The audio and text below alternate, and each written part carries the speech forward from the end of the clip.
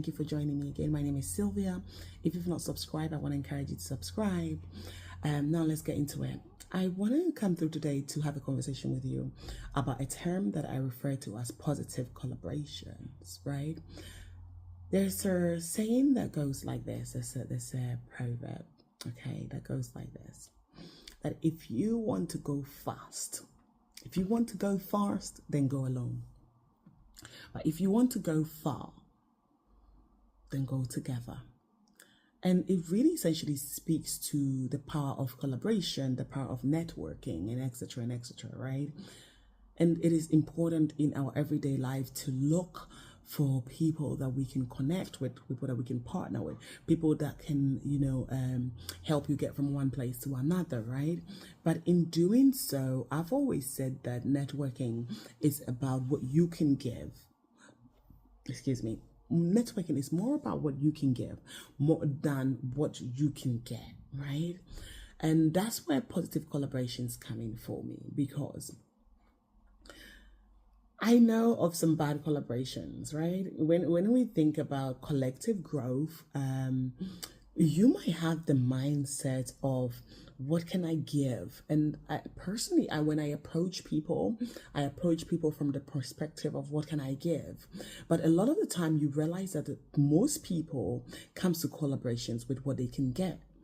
You don't want to collaborate with people that are coming to just milk you dry.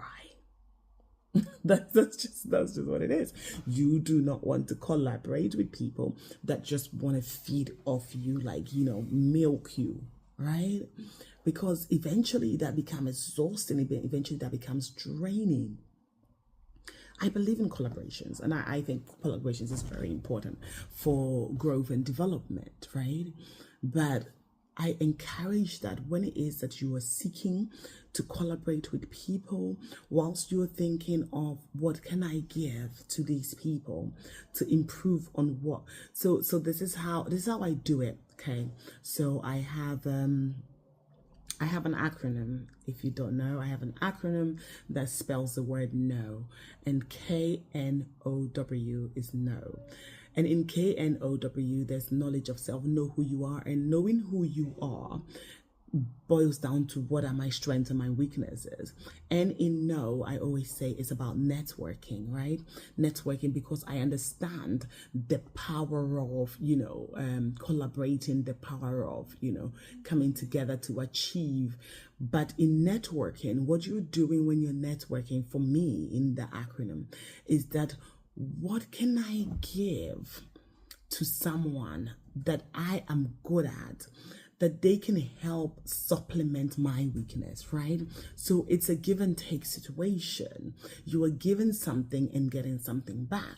So you meet someone and you're listening to them, you're having a conversation with them. Listening is very important in every conversation. You're having a conversation with them, you're listening to where their strengths are, where their weaknesses are, and you're like, okay, they said they're not very good with ABCD, but I'm really good at this. If I offer to help them do this, maybe in turn they'll be willing to help me do ABC. And you want to find that partnerships, and it has to be a mutual willingness. It has to be a mutual willingness, because, like I said, you will partner with people that just see you as their climb up. They see you as their way to get to where they want to go. It doesn't matter what you need. Yes, it doesn't matter what you need. And so you find yourself in a place where you are bitter and angry after helping people, after giving to people, after investing into people. You are bitter and angry because they have not given you as much as you gave them.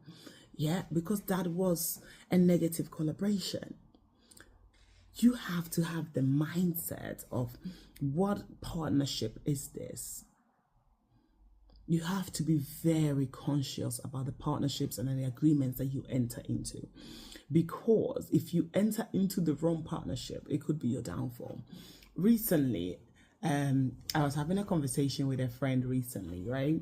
And I said, I've always been big on, collaborations and, coming together and doing stuff together for our collective growth. And so I don't understand why so-and-so would do A, B, C, D. And they said to me, because they think they can do better than you. They think they can do better than you. And there are people that have that mindset. They'll be looking at what you're doing and you are like, oh, I'm open to collaboration. They will come and take your ideas. They will take how you can help them. But whether or not they are willing to give something for you to also excel to another level, that's another conversation. Because a lot of the time, some people are not. Because simply, like she said, they think they can do better than you. And why do they need you to do as good as them? Right? But in collaborations, you want people that mutually want to do well together.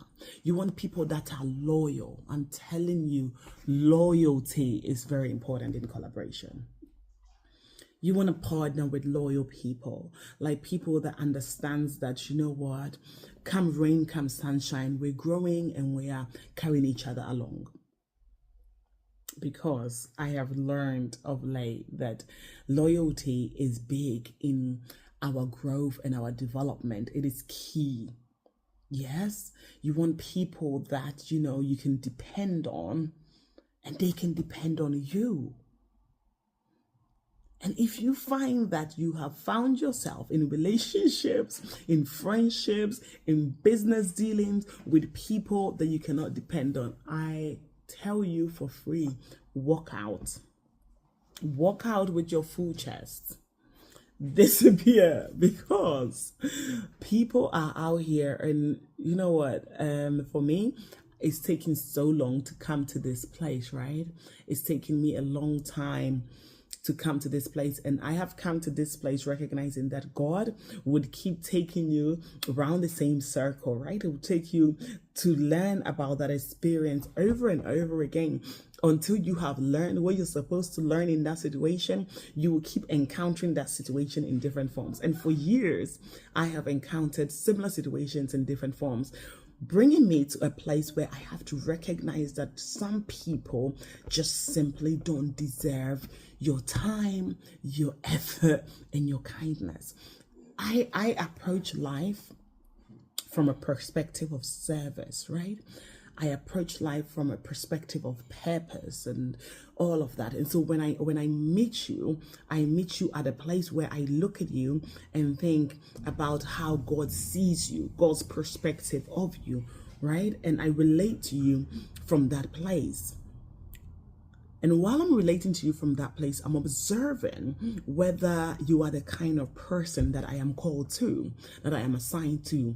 And of late, I've had to realize that there are so many people that I was choosing to keep around in my orbit that I was not called to serve.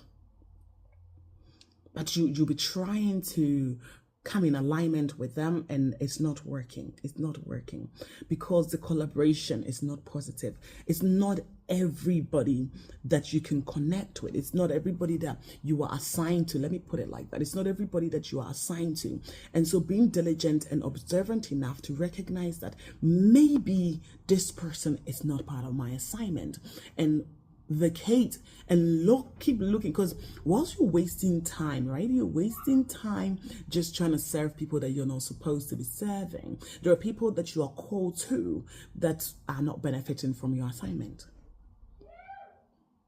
So I want to end it here and say to you that be discerning enough to be able to recognize who you're called to.